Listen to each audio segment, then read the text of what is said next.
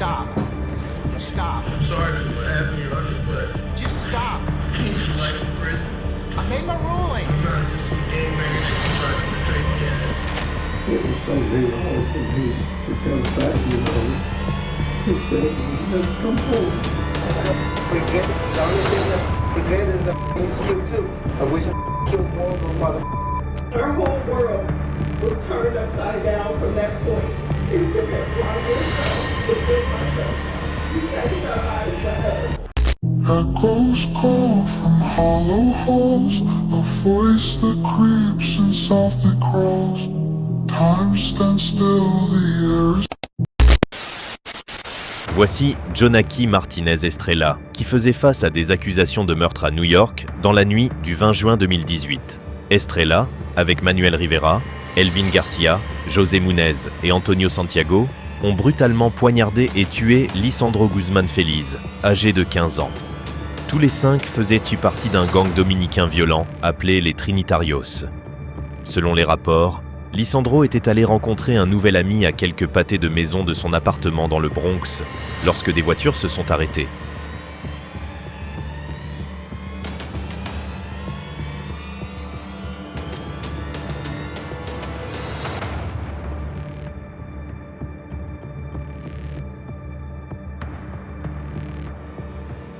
Le prenant pour un membre d'un gang rival, les voitures ont commencé à poursuivre Lisandro, finissant par l'acculer dans une bodega voisine.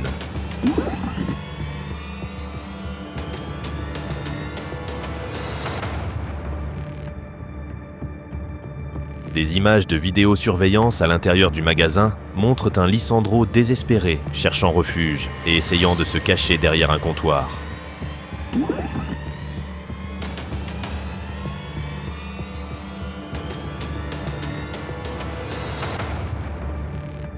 Mais il a été repéré par l'un des membres du gang. Une bagarre s'est ensuivie et Lisandro a été traîné hors de la bodega.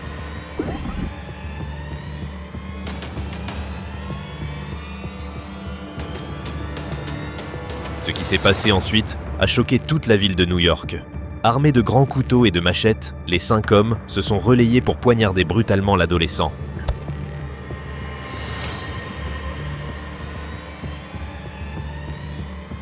Puis ils ont pris la fuite dans des voitures de fuite.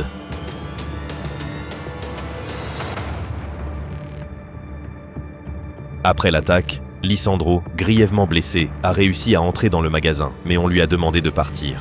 À l'extérieur, perdant rapidement ses forces, il a fait signe aux passants d'appeler le 911. Puis il s'est mis à courir vers l'hôpital San Barnabas, situé à seulement un pâté de maison avant de s'effondrer à l'entrée.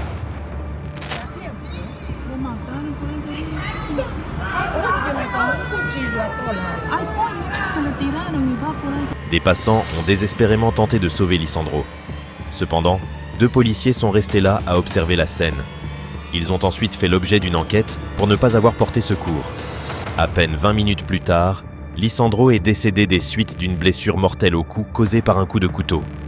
La police a rapidement obtenu les images de vidéosurveillance et arrêté les 5 suspects, les inculpant de meurtre au premier degré. Police have arrested the 5 suspects accused in the murder of this teenager in the Bronx. Lors de leur procès, un 6e membre du gang Trinitarios, Kevin Alvarez, a témoigné contre les 5 meurtriers. Kevin Alvarez's arrest, he's testifying in court against 5 of his fellow alleged Trinitarios gang members. Alvarez, qui avait aidé à traîner Lisandro hors de la bodega, a identifié les suspects en échange d'une réduction de peine pour des accusations de complot. Finalement, le jury a reconnu les 5 membres du gang coupables du meurtre brutal de Lisandro Guzman Feliz. Lors de leur sentence, les meurtriers n'ont montré aucun signe de remords. Au contraire, ils ont fait des signes de gang et crié des slogans de gang. Yonaiki Estrella, qui a porté le coup fatal, a été condamné à la prison à vie sans possibilité de libération conditionnelle. José Munez, Elvin Garcia et Antonio Santiago ont chacun été condamnés à la prison à vie, avec possibilité de libération conditionnelle après 25 ans. Manuel Rivera a été condamné à la prison à vie, avec possibilité de libération conditionnelle après 23 ans.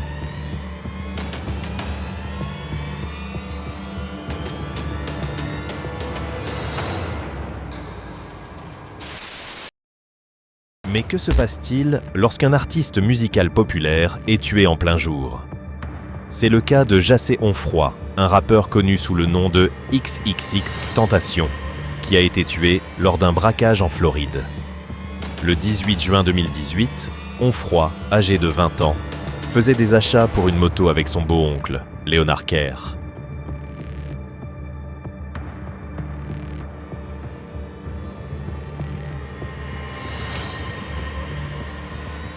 Plus tôt dans la journée, Onfroy avait retiré environ 50 000 $ à la banque pour effectuer son achat. Le jeune rappeur ignorait qu'il était suivi par 4 hommes, Michael Boatwright, Trayvon Newsom, Diedrich Williams et Robert Allen. Williams et Allen ont même suivi Onfroy dans une concession pour confirmer qu'il s'agissait bien du rappeur.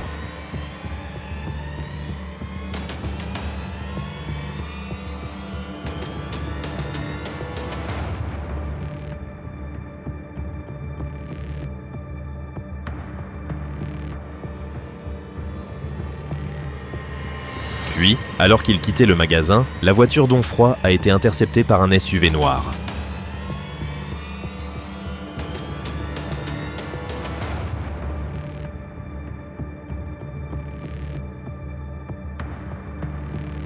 Armés de pistolets et le visage dissimulé par des masques, Boatwright et Newsom sont sortis du VUS et ont braqué Onfroy à bout portant. Une bagarre a éclaté et les deux hommes ont fini par tirer mortellement sur le rappeur, avant de s'emparer de son sac d'argent et de prendre la fuite.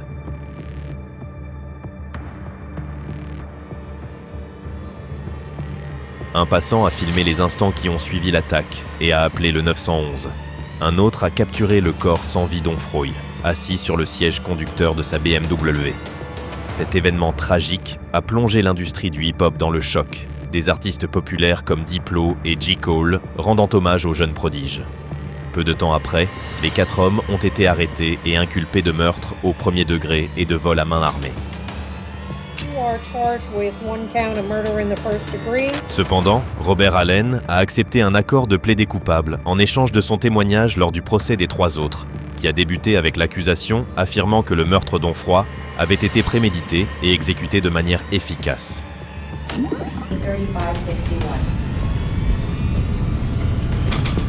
So ask yourselves, that's more than enough time to formulate the premeditated intent and the design to kill someone and the killing. L'avocat de Boatwright a suggéré que Robert Allen, qui n'avait pas encore témoigné contre les 3 autres, mentirait devant le tribunal. Robert Allen is the only person that you will hear from that puts Michael Boatwright at Riva Motorsports on June 18th, 2018. So let me be very clear.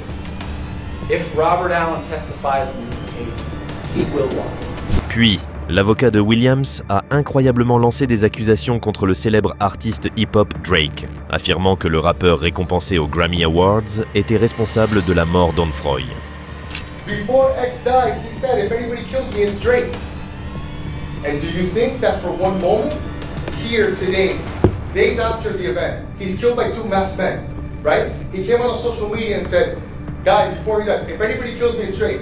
Do you think in that time span that they went and they addressed him, they talked to him? No. Do you think sitting here today, years later, any detective has ever asked, Drake or anybody like that? No. Il a également accusé Robert Allen d'avoir été payé par Drake.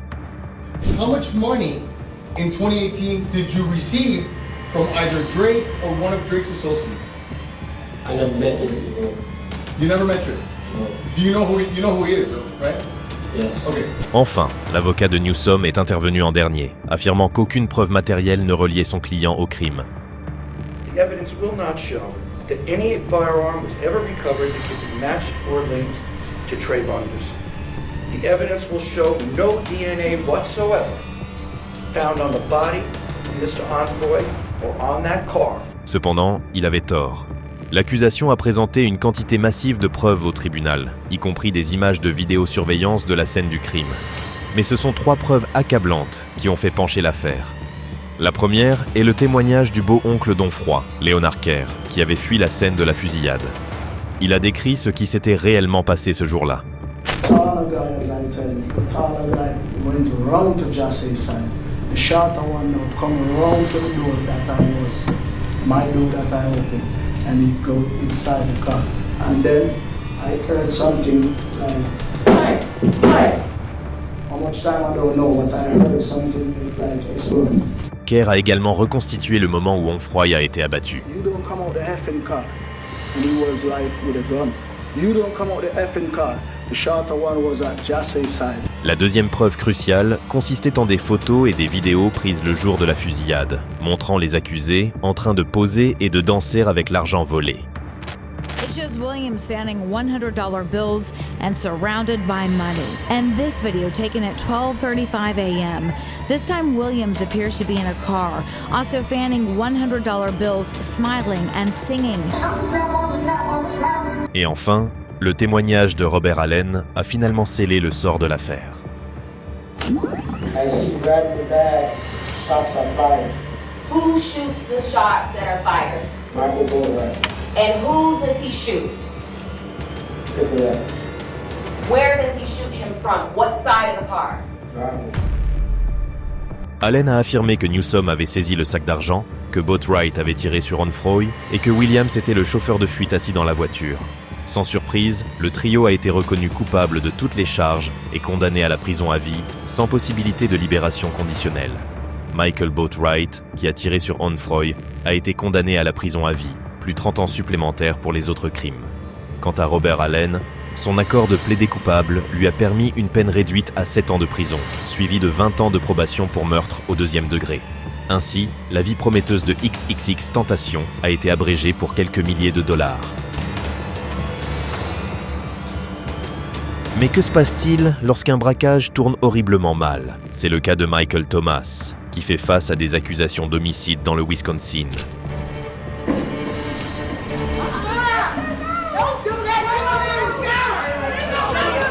Selon les rapports, en 2011, Thomas, alors âgé de 16 ans, circulait dans un monospace volé avec Malik Merchant et Jimmy Scales lorsqu'ils se sont arrêtés sur West Lisbon Avenue et ont tenté de braquer Sharon Staples. Thomas serait sorti du véhicule et aurait menacé Sharon de lui remettre son sac à main. Mais lorsque la femme de 34 ans a résisté, il lui a tiré dessus mortellement. Sharon était enceinte de 12 semaines à ce moment-là. Thomas a été arrêté, où il a plaidé coupable à 2 chefs d'accusation d'homicide involontaire au 1er degré pour avoir tué Sharon et son enfant à naître. Lors de la lecture de sa peine, Thomas était d'abord calme et silencieux, puis soudain, la situation a complètement dégénéré.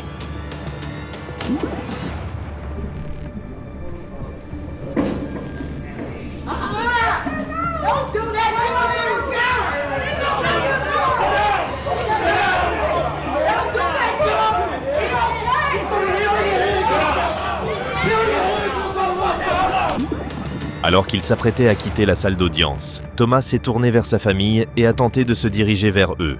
Cela a poussé les agents du tribunal à le plaquer au sol, provoquant un tumulte parmi les personnes assises dans la galerie.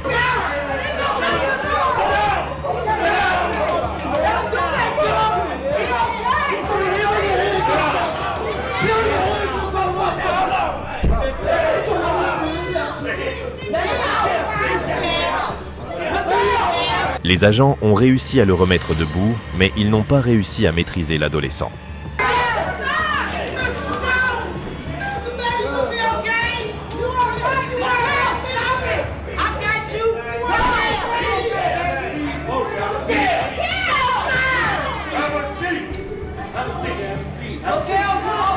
Finalement, Thomas a été maîtrisé et escorté hors de la salle d'audience.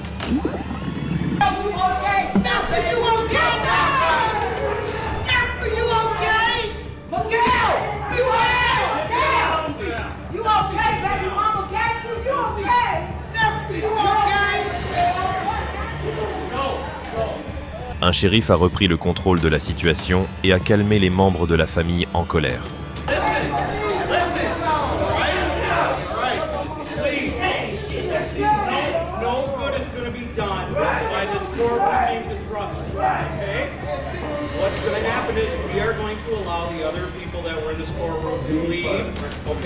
Finalement, la foule a commencé à quitter les lieux.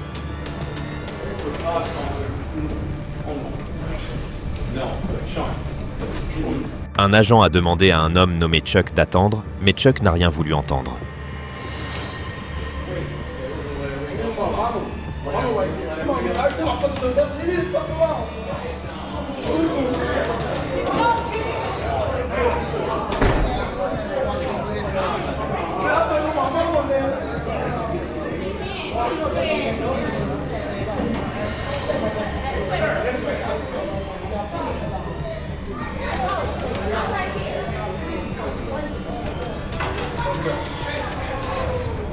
Il a immédiatement été menotté et placé en détention.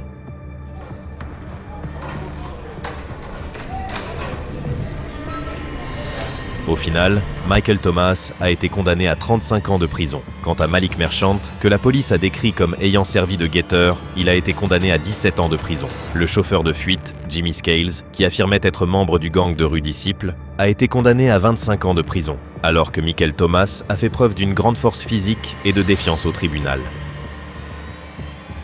Que se passe-t-il lorsqu'un membre de gang fond en larmes? C'est le cas de Brandon Spencer, qui fait face à des accusations de tentative de meurtre en Californie. La police a indiqué qu'en 2012, Spencer, alors âgé de 19 ans, a été impliqué dans une fusillade lors d'une fête d'Halloween sur le campus de l'Université de Californie du Sud. He was convicted of shooting a rival gang member at a 2012 Halloween party on the USC campus. 4 personnes ont été blessées lors de l'incident. Certains étudiants ont fui les lieux, tandis que d'autres se sont cachés. Selon les rapports, Spencer a également pris la fuite avec eux, mais a finalement été capturé par la police de Los Angeles. Il a été inculpé de 4 chefs d'accusation de tentative de meurtre. Lors de son procès, l'accusation a soutenu que Spencer, membre connu d'un gang, avait tiré dans la foule en représailles contre un membre d'un gang rival. That if you are so intent on killing someone, that you're willing to shoot them, and at the same time open fire into a crowd. Cependant, Spencer a maintenu son innocence tout au long du procès. Sorry for what happened, Your Honor, but I came to life in prison, and I'm not a bad person, but I made mistakes. I'm not just some gangbanger that you tried to portray me as. Mais le jury n'en a rien voulu entendre. Il a déclaré Spencer coupable de toutes les charges. Puis, lors de la lecture de sa peine, alors que le juge annonçait son sort, Spencer a complètement craqué.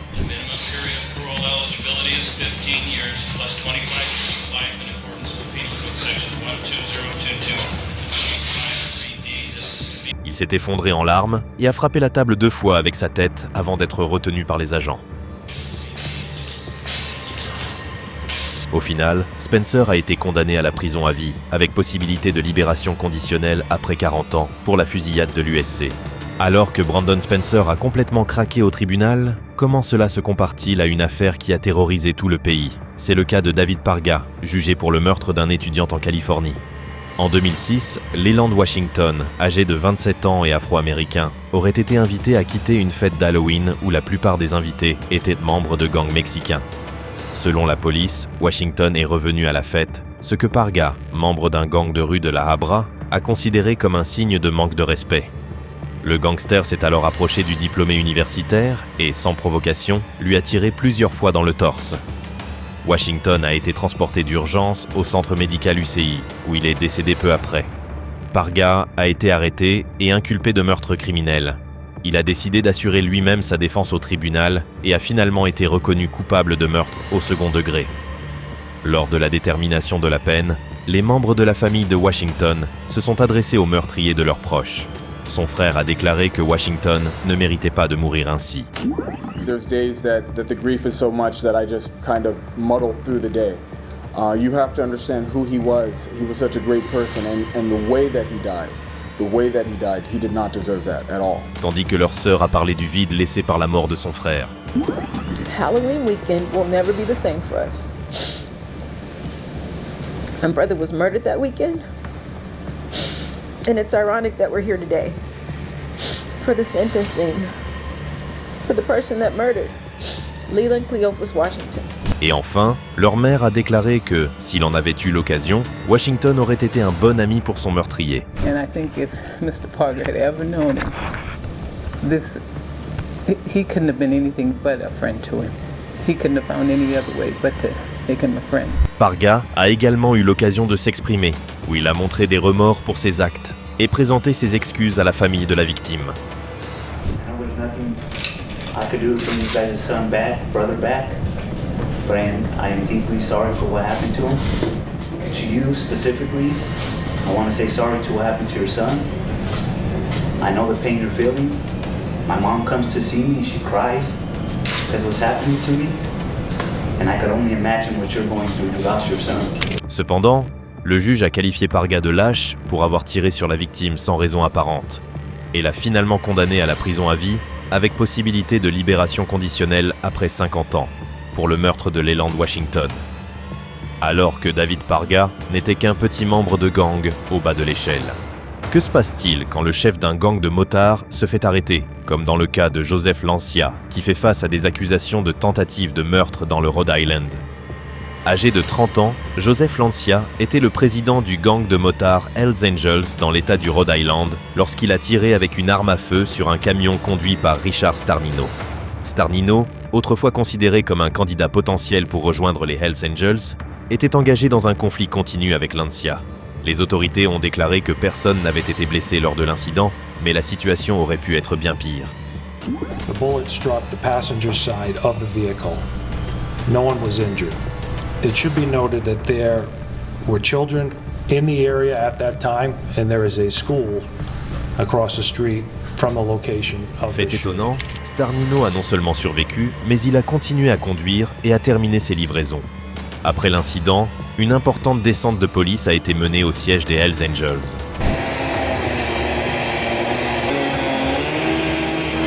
Anyone inside 161 Messer Street? This is the state police. Come on with your hands up. Do it now.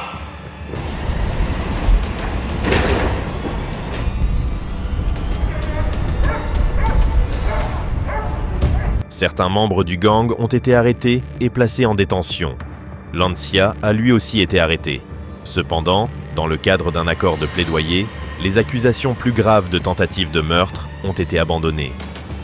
30-year-old Joseph Lancia changed his plea from not guilty to no contest. Lors de son audience de condamnation, plusieurs membres des Hells Angels sont venus soutenir pleinement leur président. On a donné à Lancia l'occasion de s'exprimer, mais il a refusé. Is there anything that you would like to say, sir? Nothing. Cependant, la juge Kirsten Rogers avait quelques mots à adresser à Lancia. Should you not appear in a timely manner, and I'm talking 5 minutes late, or if there are any violations of your release. Elle lui a également ordonné de rester à distance de la victime. There is a no contact order for the protection of Richard Starnino for the duration of 8 years. Finalement, il était temps pour Lancia de connaître son sort. A 5-year full sentence, all of which is to be served at the ACI. Lancia a finalement été condamné à 5 ans de prison, assorti de 10 ans de probation, tandis que la victime de Joseph Lancia a survécu pour raconter son histoire. Que se passe-t-il lorsqu'une personne attaque un policier par désespoir? Comme dans le cas de l'agent Bronson Kalaloa, un vétéran de 10 ans tué lors d'un contrôle routier à Hawaï. En 2018, l'agent Kalaloa s'est approché d'un véhicule conduit par Justin Wiki, un fugitif recherché alors en liberté sous caution. Wiki faisait l'objet d'un mandat d'arrêt pour violation des conditions de sa caution. Il avait également 16 condamnations antérieures, notamment pour des infractions liées aux stupéfiants et aux armes à feu. Lors du contrôle, dès que l'agent s'est approché de lui, Wiki a ouvert le feu, touchant l'agent Kalaloa au cou et à la jambe. L'homme de 46 ans est décédé plus tard à l'hôpital. Wiki a pris la fuite, déclenchant une importante chasse à l'homme sur l'île d'Hawaï. 3 jours plus tard, un SUV a été arrêté à un barrage à South Point. La police a indiqué que l'agent Brian Tina a ouvert le haillon arrière du véhicule et Wiki, caché sous une couverture, est sorti et a de nouveau ouvert le feu, blessant l'agent. Justin Wiki was in the very back and had shot him. He had concealed himself underneath a blanket, so the officer did not see him. D'autres policiers ont riposté et Justin Wiki a été tué lors de la fusillade. There was an exchange of fire there, and Wiki, as a result of the exchange of fire, Wiki was killed. Wiki avait 3 complices présents dans la voiture qui l'aidaient à s'enfuir. Jorge Pagan-Torres, Malia Lajola et Cristal Ferreira. Torres, Lahala, and Ferreira remain in custody, and today in court, the judge denied them bail. Ils ont été arrêtés et inculpés de complicité de tentative de meurtre. Cependant, l'accusation n'a pas pu prouver ces accusations, et les 3 hommes ont ensuite été reconnus coupables de délits mineurs d'agression. Finalement, Lohala a été condamné à 6 ans de prison, tandis que Pagan Torres et Ferreira ont chacun été condamnés à 1 an d'emprisonnement, tandis que l'officier Bronson Kailaloa a perdu la vie dans l'exercice de ses fonctions. Que se passe-t-il lorsqu'une femme âgée sans défense est tuée? Comme dans le cas de David Moses, qui est jugé pour meurtre en Californie. Moses avait 17 ans lorsque lui et 2 autres personnes seraient entrés au domicile de Dorothy Session avec l'intention de voler la femme de 81 ans. Lorsque Dorothy a résisté, Moses aurait impitoyablement battu la vieille femme à mort. Moses admitted to investigators in an interview that he struck the woman. La police a retrouvé le corps de Dorothy présentant de multiples blessures, notamment le nez cassé, des dents manquantes, des coupures à la bouche et des yeux au beurre noir. Moses a été arrêté et, 2 ans plus tard, reconnu coupable de meurtre au 1er degré. Lors de sa condamnation, Moses n'a montré aucun remords pour ses actes. Il a ri et bâillé tout au long de l'audience, trouvant toute la situation ennuyeuse. With a chuckle, a laugh, and yawn after yawn, David Moses acted strangely at his sentencing this morning. À un moment donné, il s'est même assoupi sur sa chaise. Le procureur a déclaré que Moses semblait prendre plaisir au procès. It gave me the impression that he thought this was a game. There was just no expression of remorse whatsoever for his actions. Alors que Moses risquait une longue peine de prison, son avocat a demandé au juge de lui laisser un espoir sous la forme d'une possibilité de libération conditionnelle. To give him that hope for the next 25 years, that he may have an opportunity to be returned to society. Mais le juge n'a rien voulu entendre et a finalement condamné Moses à la prison à vie, sans possibilité de libération conditionnelle. The judge sentenced Moses to life in prison without the possibility of parole. Mr. Moses received the punishment he deserved.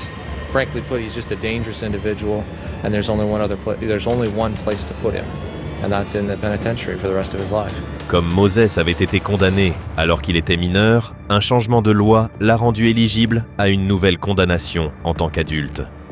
Même s'il existait une possibilité de réduire sa peine de la réclusion à perpétuité à 25 ans de prison avant de pouvoir demander une libération conditionnelle, le juge a souligné l'absence totale de réhabilitation de Moses depuis sa condamnation. Compte tenu également de la brutalité de l'attaque contre Dorothy Session, le juge l'a de nouveau condamné à la réclusion à perpétuité sans possibilité de libération conditionnelle. Ainsi, David Moses a été condamné 2 fois à la réclusion à perpétuité pour avoir tué une femme âgée sans défense. Que se passe-t-il lorsqu'un tueur jure de tuer encore plus de personnes dans une salle d'audience? Comme dans le cas de Luis Bracamontes, jugé pour avoir tué 2 policiers en Californie. Selon les rapports, le 24 octobre 2014, Bracamontes a entamé une violente série de crimes qui a entraîné la mort de 2 adjoints du shérif dans le nord de la Californie. Tout a commencé sur le parking d'un motel 6 lorsque l'adjoint du shérif du comté de Sacramento, Danny Oliver, a été mortellement touché d'une balle dans la tête alors qu'il examinait le véhicule de Bracamonte. Bracamontes a ensuite volé une voiture et s'est enfui vers le comté de Placer. Là-bas, il a tiré sur 2 agents des forces de l'ordre, tuant le détective Michael Davis Jr. Bracamontes, an undocumented immigrant, is accused of murdering Sacramento County Sheriff's Deputy Danny Oliver and then Placer County Sheriff's Detective Mike Davis Jr. during a crime spree that also included carjacking and other shooting victims in October of 2014. Une vaste chasse à l'homme s'en est suivie et, finalement, Bracamonte a été arrêté. Même si Bracamonte s'appelait des non coupables, son comportement dans la salle d'audience semblait indiquer le contraire.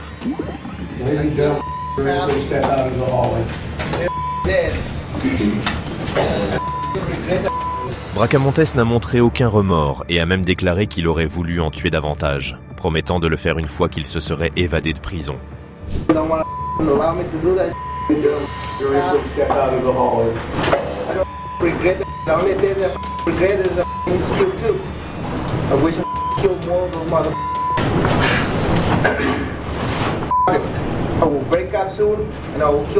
Cependant, ce qu'il a fait ensuite a choqué tout le monde dans la salle d'audience. Bracamonte a admis sans hésitation avoir tué les deux policiers. Même son propre avocat n'a pas essayé de cacher ce fait. Mr. Bracamonte is responsible for the deaths of both Deputy Danny Oliver and Detective Mike Davis. Sans surprise, Bracamonte a été reconnu coupable de meurtre au premier degré. Sa réaction, un sourire narquois et un cri de joie audible. Le comportement de Bracamonte est devenu encore plus troublant lorsqu'il a envoyé des baisers, souris et applaudis en direction des membres de la famille des victimes assis dans la salle.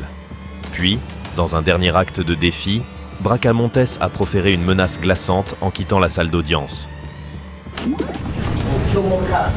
Bien que les meurtres de sang-froid de Luis Bracamonte et ses menaces proférées au tribunal aient été véritablement choquants.